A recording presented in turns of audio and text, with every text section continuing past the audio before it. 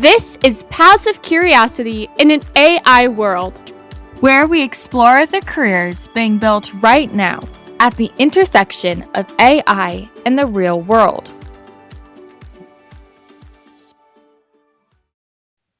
Five lives a month. That's what one algorithm is saving right now in a single emergency department in San Diego. 5 lives per month from one hospital. One hospital, and the doctor who built it said something I keep thinking about. Those are 5 people who would not have walked out of the hospital before.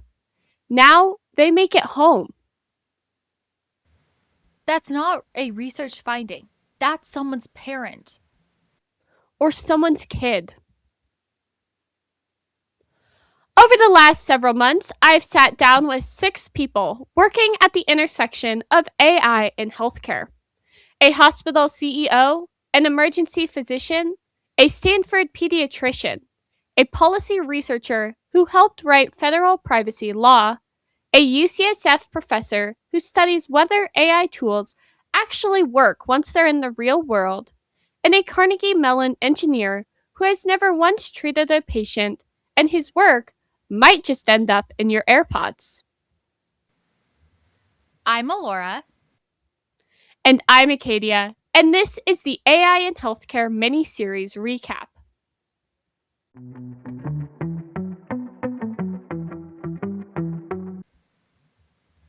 Before we get into the guests, give me the honest version, because AI in healthcare could mean almost anything. What is actually happening? The short version, hospitals have been digitizing everything for about 25 years. Every patient visit, every lab result, every prescription, every doctor's note, all of it turned into data. Infrastructure, regulation, sheer volume. For most of that time, it was collected and not used to anywhere near its potential. But now, AI can process that data in real time at a scale that wasn't possible before. And that changes what's actually achievable. Dr. Chris Longhurst, he's now the CEO of Seattle Children's Hospital, and before that he led digital health at UC San Diego for years. He made a point that reframes the whole conversation for me. And so I'd say one of the most exciting things about AI is restoring humanism in medicine. The ability to take an AI recording, have it smartly transcribed, not just word for word, but actually put together an intelligent clinician note that saves the doctor that time at the keyboard, might even tee up orders, make them more efficient, and ultimately improves the patient experience because you're restoring humanism that we've taken away as we've tried to digitize and make care safer. So the argument is that digitizing medicine actually made it less human, and AI might fix a problem that earlier technology created. Which is the opposite of how most people frame it. Most people assume AI is the threat to human connection in medicine. He's arguing it might be the restoration of it. What does that look like day to day? Doctors finishing their notes before they leave the building, instead of staying up until midnight. Being able to make eye contact during an appointment instead of staring at a keyboard. He runs a hospital that operates almost like a NASA command center. Walls of screens showing every patient, every bed, every staff movement in real time, with an AI layer on top to help route patients, flag risks, and catch things early before they become emergencies. That sounds like a television show. It kind of is, except when it catches something the doctors would have missed at 2 in the morning. The stakes are very real.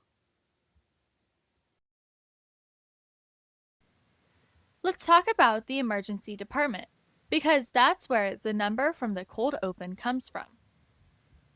Episode 3. Dr. Gabriel Wardy, emergency and critical care physician at UC San Diego. He works in both the ER and the ICU. And his entry into medicine is worth noting for students because it was not planned. He was studying biomedical engineering at Georgia Tech sophomore year, and someone said, "You should look at medicine." He volunteered at a hospital in Atlanta with no connections, no family in the field, just walked in and asked. And that was it. That was it. Now he's one of the people leading AI implementation in emergency care. The condition he focused on is sepsis, which I think most people underestimate. Explain it for the people who haven't heard the episodes. Sepsis is what happens when your body gets an infection and your own immune system starts attacking your organs. Your heart, your lungs, your kidneys. It kills about 350,000 people a year in the United States alone. Globally, it's closer to 10 million. And the reason it's so hard to catch is that it doesn't have one obvious symptom. There's no movement like a heart attack where someone clutches their chest. It creeps in, and by the time it's obvious, serious damage is already done. So timing is everything.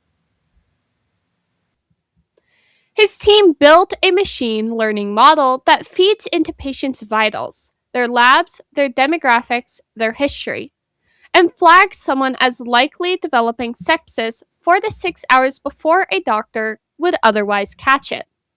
They deployed it and they measured the outcomes. We had about a 17% relative reduction in sepsis mortality. Now, to put that in terms of lives saved, that's about 5 lives a month that come through the emergency department at UCSD between both our EDs. And that, to me, is very, very significant. That's not a simulation. That's a measured result from a real hospital. And he was honest about what could go wrong, because he's seen it. The failure mode isn't usually the algorithm, it's the implementation. He said it plainly. A fool with a tool is still a fool. You have to have a clear problem and see how the tool can fix it. AI doesn't rescue a broken process, it speeds it up. So knowing how to use the tool isn't the skill. Knowing when not to trust it is. And he's genuinely worried the next generation of doctors won't develop their own clinical reasoning if they outsource too much of their thinking to AI. The comparison he made was using an AI tool to do your homework. You might get the right answer, but you haven't built the thinking. In medicine, when the AI is wrong, you need something to fall back on. Which is probably true in every field right now, not just in medicine.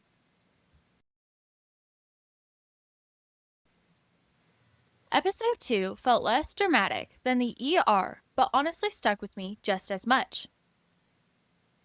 Dr. Julia Adler-Milstein at UCSF. She studies whether AI tools actually work once they're in the real health system with real patients and real clinicians under pressure, not in a controlled lab.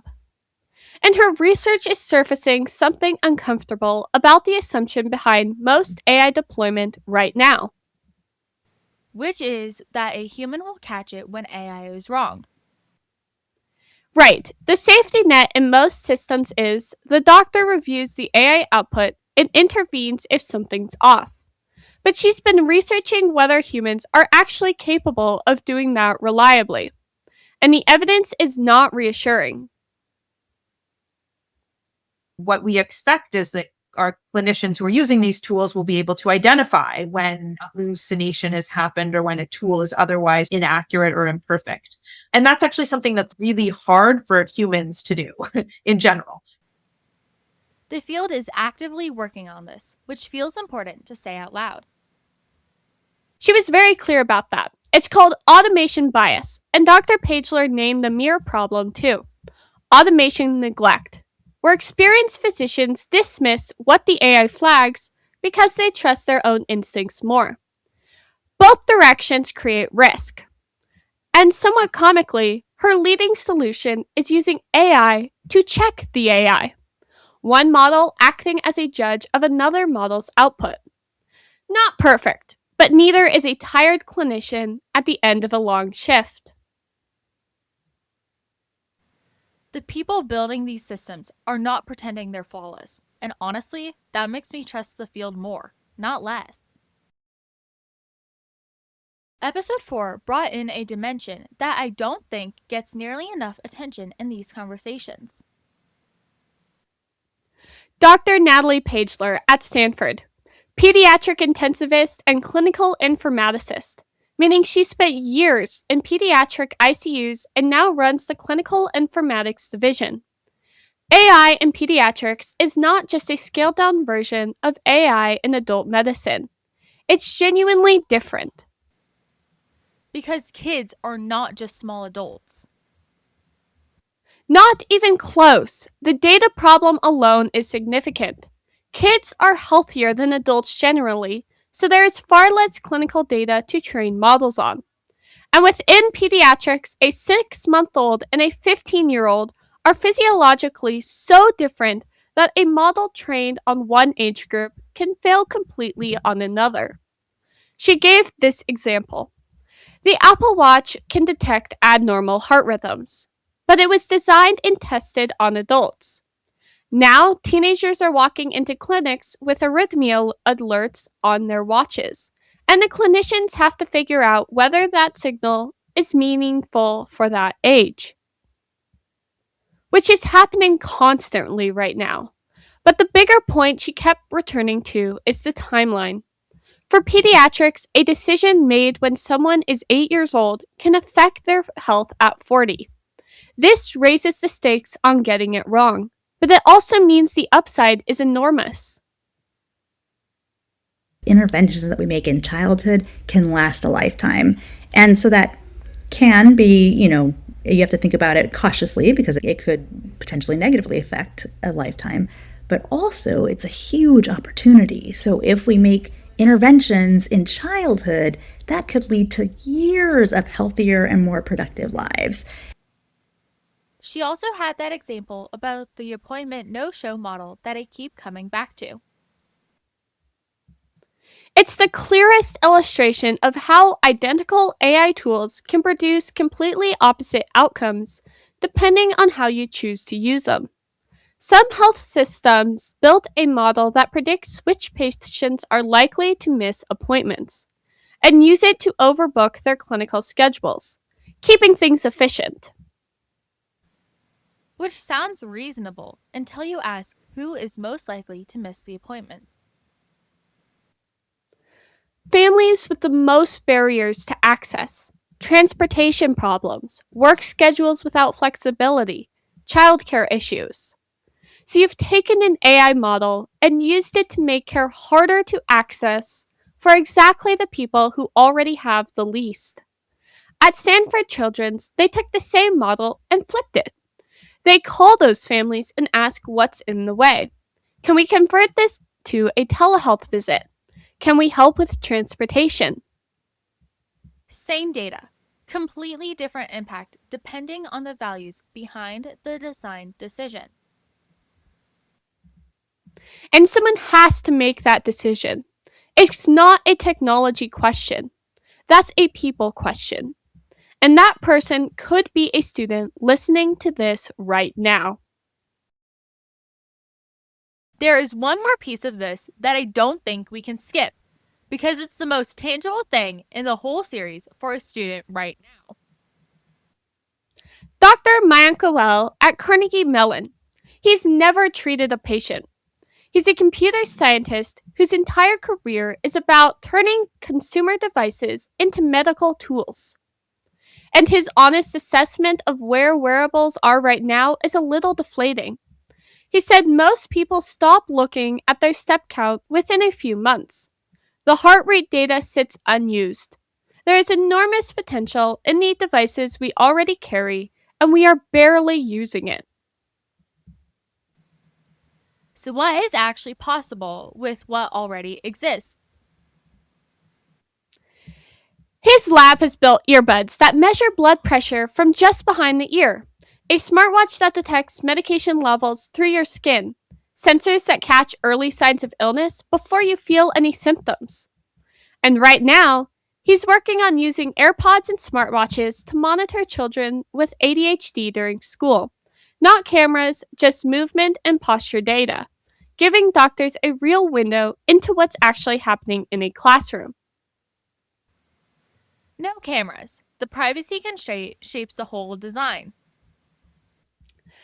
That constraint comes up everywhere in this field. Health data is inherently private, which means sharing it across research labs to build better models is genuinely difficult. There are labs all over the world working on nearly identical problems, and very little data flows between them. It's one of the biggest bottlenecks right now. If you can give me 24/7 measure of blood pressure, I am certain we can cure most of the illnesses that humans face. So because we knew that, okay, there is a champion in the field, a practitioner who believes that there is value in solving this problem, we didn't have a solution at that point, but we had some interesting ideas. And then we just ran with that. 15 years running towards a problem you don't have a solution to yet. That's a different kind of motivation than anything we've heard from the clinical guests. And there's one more guest, Dr. Alora Holve. She spent decades building the data system and writing the policy frameworks that make everything we just described possible. She helped write the laws protecting your medical records. We'll get to her later. Her path and what she says about skills is some of the most practical advice in the entire series. So that's what's happening right now. The question is, who's doing it? And none of the answers look like what you'd expect.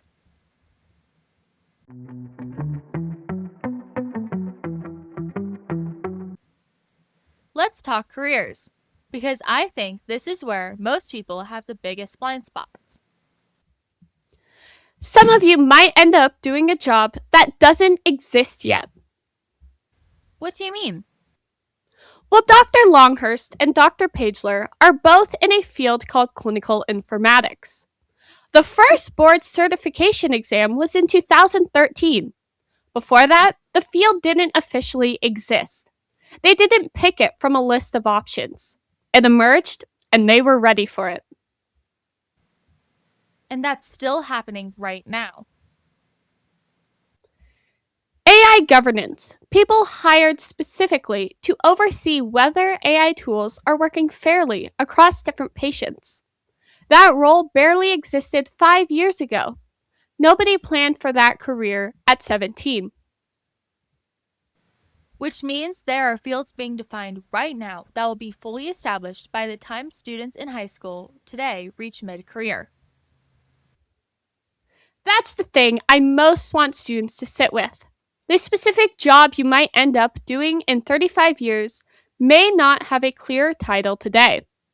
That is not a reason to panic.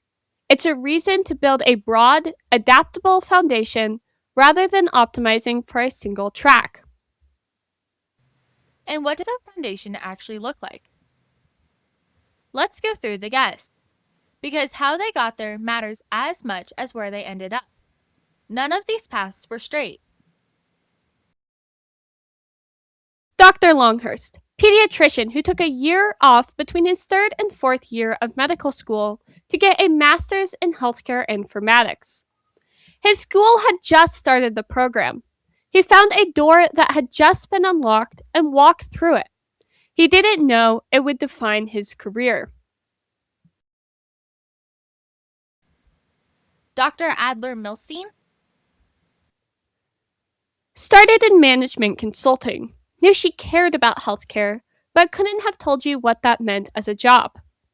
Ended up at a health system in a research group almost by accident, realized she loved the research, went back for a PhD in a field that didn't have a graduate program specifically for what she wanted to study. She built the path as she walked it.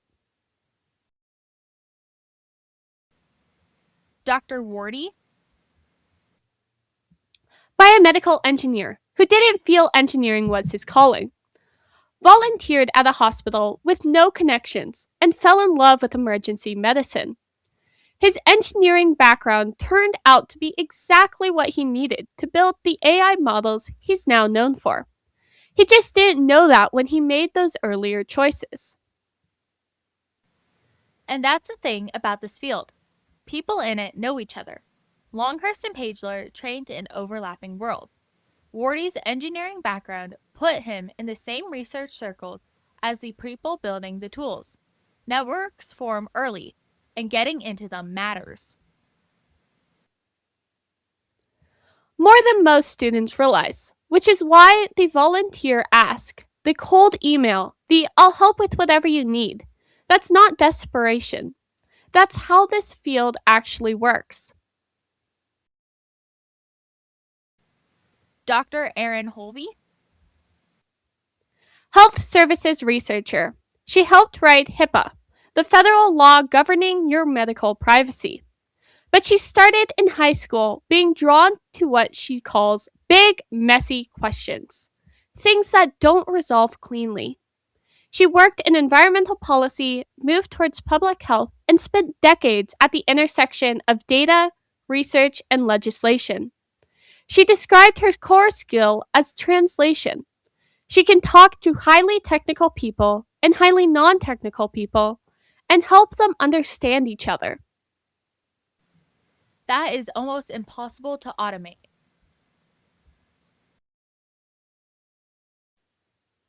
She made exactly that point. And Dr. Goel, episode 6, has never treated a patient. He's a computer scientist and engineer at Carnegie Mellon.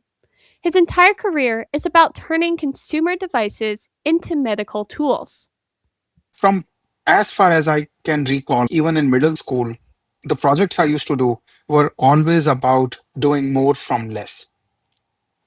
Instead of learning something new, what I always wanted to do was whatever I know so far, what's the best way I can use this to solve an interesting problem?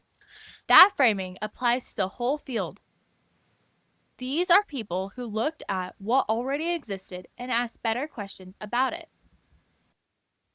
The earbuds already exist. The smartwatches already exist. The electronic health record already exists. The question is, what are you doing with what's already there? Which is actually a useful frame for students who don't know where to start. You don't need to invent the device. You need to ask a better question about one you already have. And his career advice for anyone at the beginning of this: if a problem excites you and you don't have the solution yet, keep it in your back pocket. When the technical breakthrough comes, whether it comes to you or to someone you know, you're already thinking about it. Which brings us to the main question for someone listening to this right now.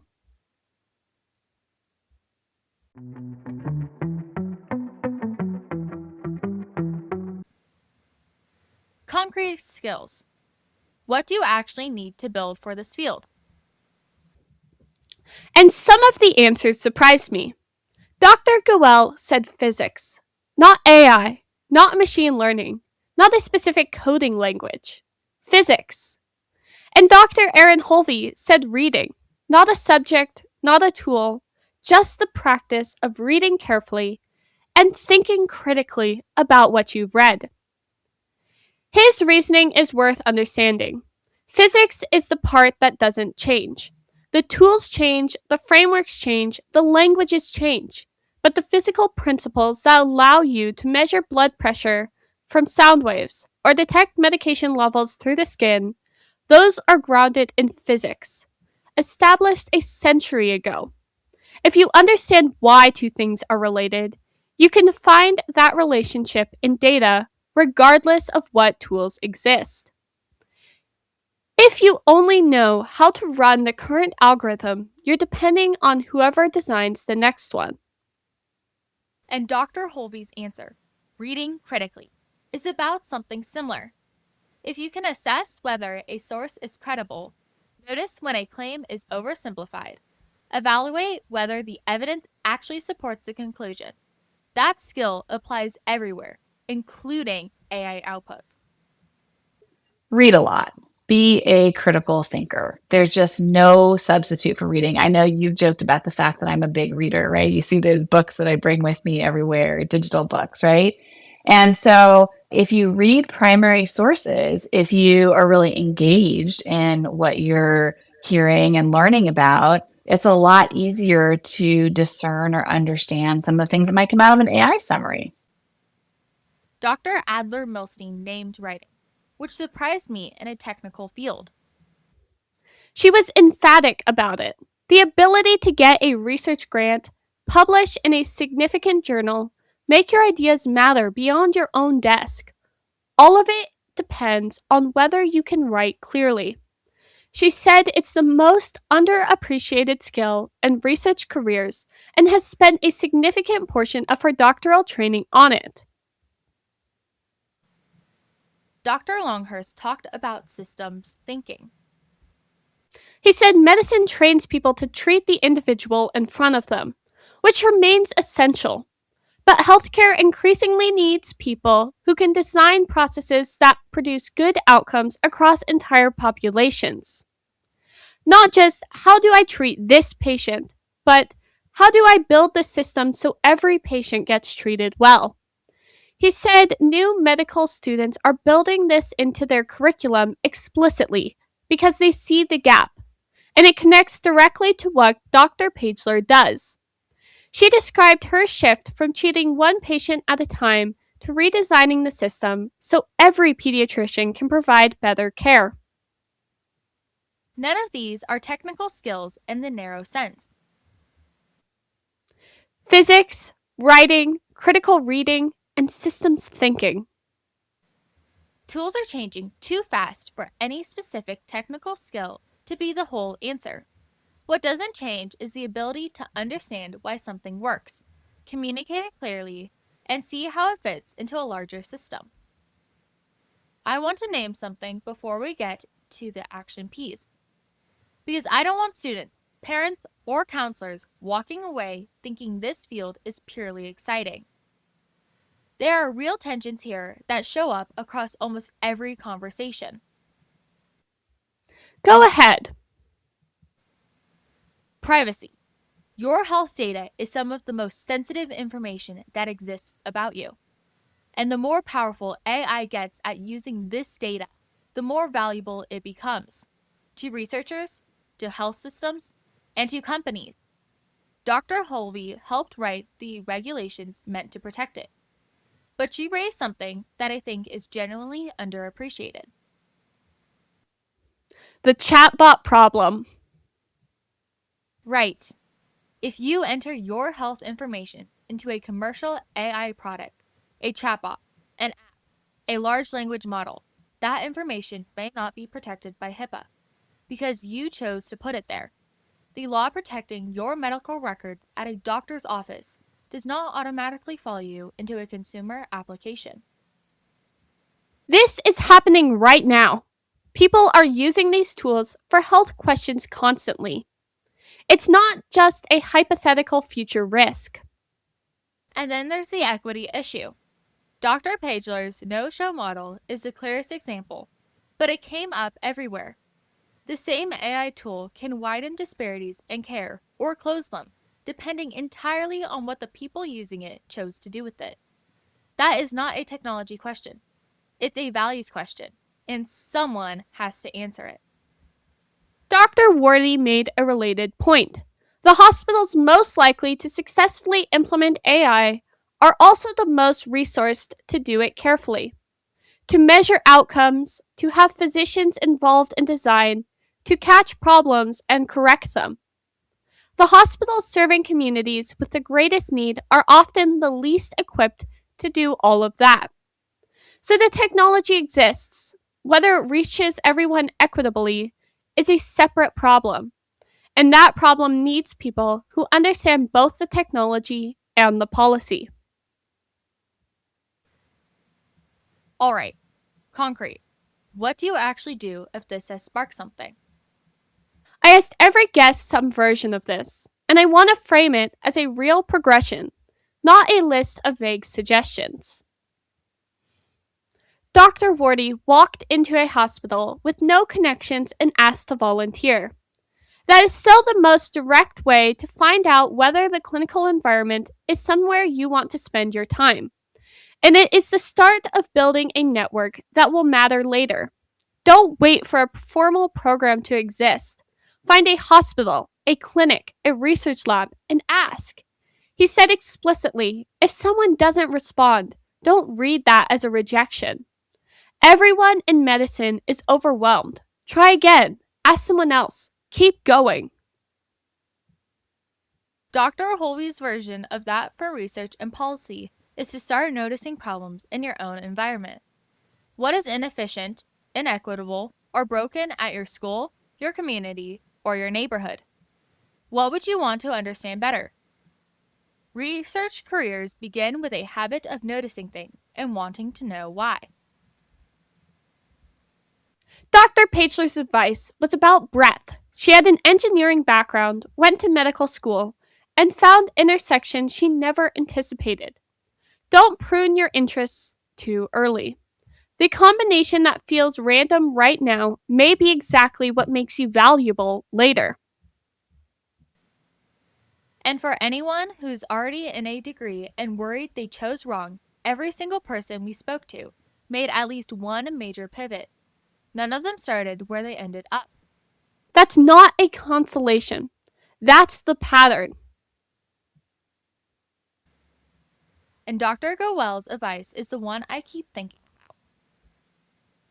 Build more bridges, learn more from others, and then see when you do that, you are able to amplify the kind of impact you can have, the kind of solutions you can build. And that is something that I learned more in grad school. And after coming to CMU, I would have ideally liked to learn that slightly sooner. The work that matters in this field is almost never done alone. It's done at the seams between disciplines. Policy researchers working with engineers. Data scientists working with ethicists.